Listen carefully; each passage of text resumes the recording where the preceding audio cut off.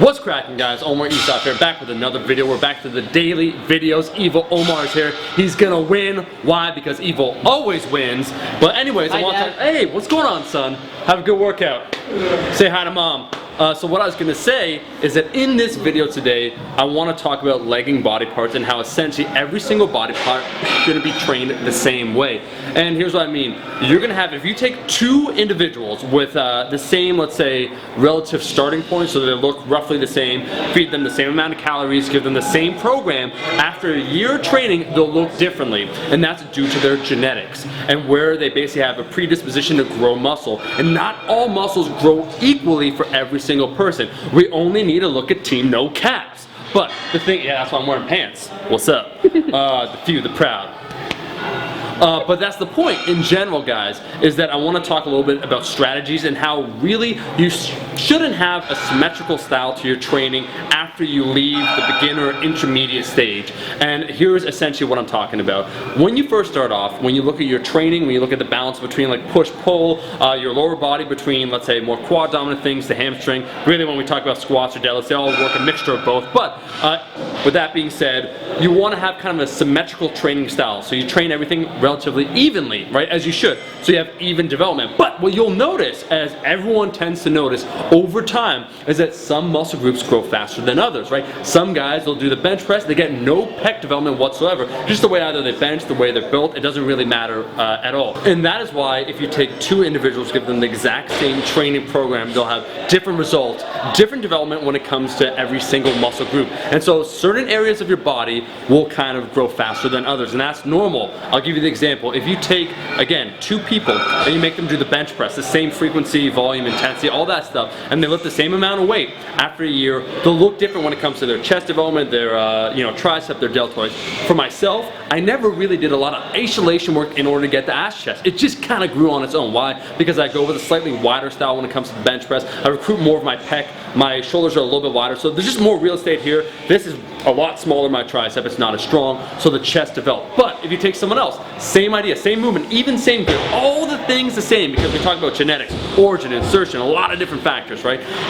What will happen is they won't have even pec development. So it doesn't make sense for every single person to train the same way. And that is why I made that video, or I made that series all about trying to develop my back, because it was an area I thought personally that was lagging, and so I took a high volume, high frequency approach, and I got results. But when you take a look at your training, it shouldn't be perfectly symmetrical once you leave that beginner realm or intermediate stage, right? Because you want to make sure you have, hopefully you probably have like some sort of aesthetic goals, you see a vision for your body, and you want to move towards that. And oftentimes what we find aesthetic takes a little bit of a different training approach than, let's say, a balanced like strength approach. And what I mean by that is if you want to look, have that V taper, you want broader shoulders, you got to honestly train your shoulders more frequently than 1 time a week or 2 times a week. If you want to develop those deltoids, same idea when it comes to the chest, you got to do a little bit more upper pec work. So it's not always about symmetrical development. But when you notice those lagging areas, what I personally would recommend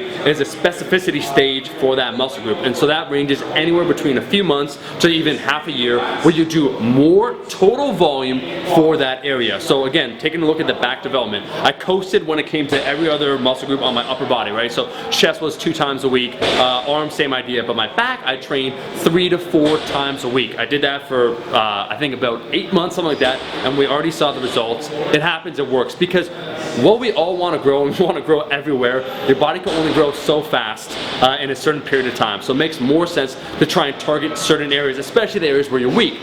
I'll also give the kind of point to say that where aesthetically sometimes you're lagging is also from a strength standpoint where you have to improve upon. So they kind of harmoniously come together. And what I mean, if you got weak, small quads, if you build those up, probably that area that you're weak on, so squats, is also going to improve.